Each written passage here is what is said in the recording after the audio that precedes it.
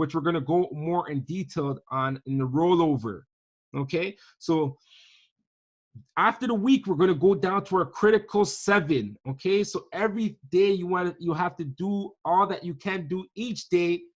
As we are getting, what we're doing is we're bringing our ideal life to us. What does your ideal life look like?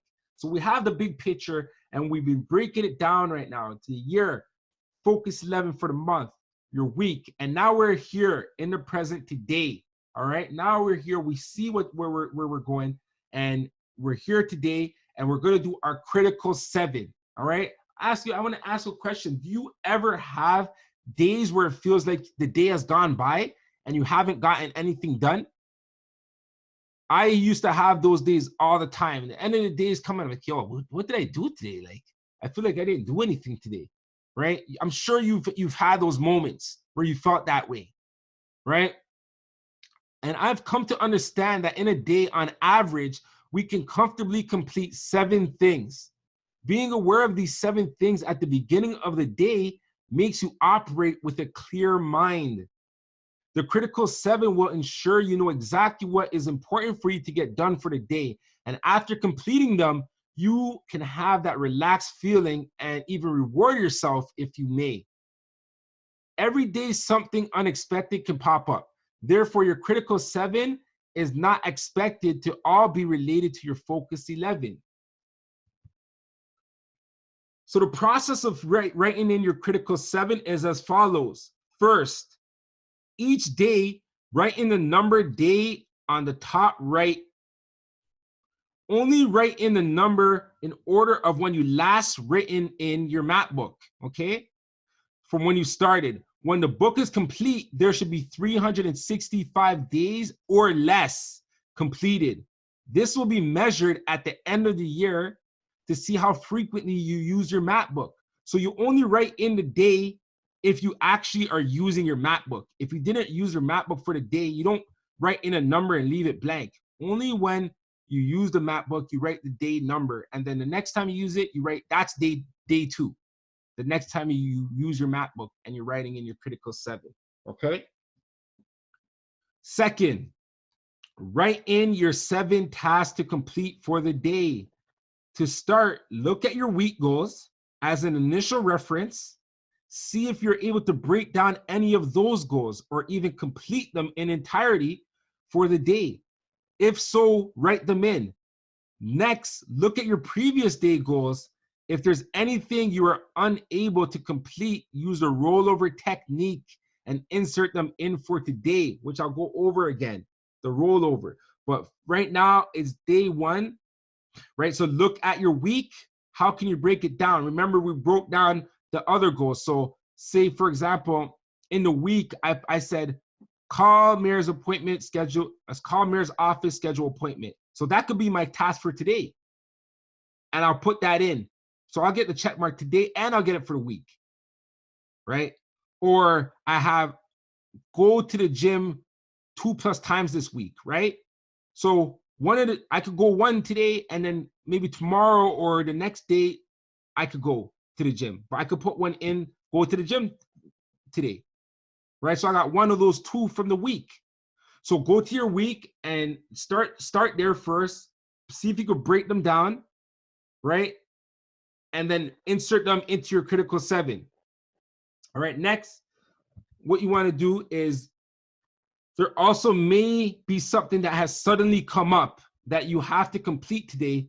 Also write that in. If you still have spaces left in your critical 7, look at your focus 11 and your year goals to see if they can spark a thought of something that you could put in. All right, so today you may have things that come up. You may have to go do something. Maybe you got to take your car to the mechanics, whatever you got to do. Add that in your critical 7. That's part of what you have to do. All right. Even you could put work. If you're currently working, you could put work in there because that's something that you have to do. Right. But also put your other stuff that's in there as well. And from that too, look at your focus 11. After looking at your week, maybe in your focus 11 or something that you could do that could relate to that you could put in for today for you to get closer to attaining that check mark. And then look at your year. if you still have more spaces left. The critical 7 is to be filled it out very fast, okay? It shouldn't take you any more than 5 minutes to fill in your critical 7, right? As long as you follow this process that I'm giving you right now, these steps, okay? Number your goals. This is what you're doing third. After you write in all your goals, you're gonna number them based on a sequence you believe they will be completed for the day. The numbers will go inside of the checkbox. So this is sequencing, not prioritizing. So if we look over here on this on the screen, this little example I have here, right? It says goals, written goal, and they have times here beside them. When you write your goals, obviously you don't have to put the time, but you know in your mind, you know in your head already that what time you're going to be able to get these done, or you have an idea. You know, they may not go in this order, but you have an idea of when they're going to get done. So I put a time here just so you can understand what I mean by sequencing, not prioritizing. So we see here it says written goal 10 a.m., right? Then the next written goal is here at 12:30 p.m. And the next written goal is at 2 p.m. And then after that written goal is at 5 p.m. And then the next written goal will be done at 7 p.m.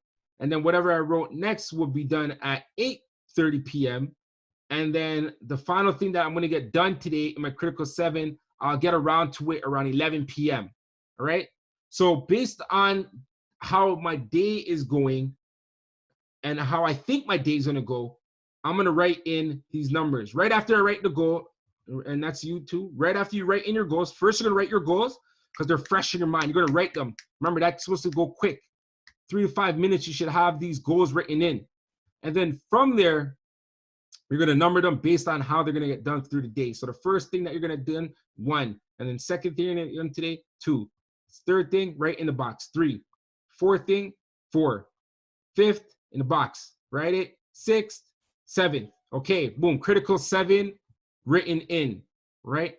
And then fourth, after numbering them, if there is a goal that must be done, put a star beside or highlight that one task that is most important for you to complete today.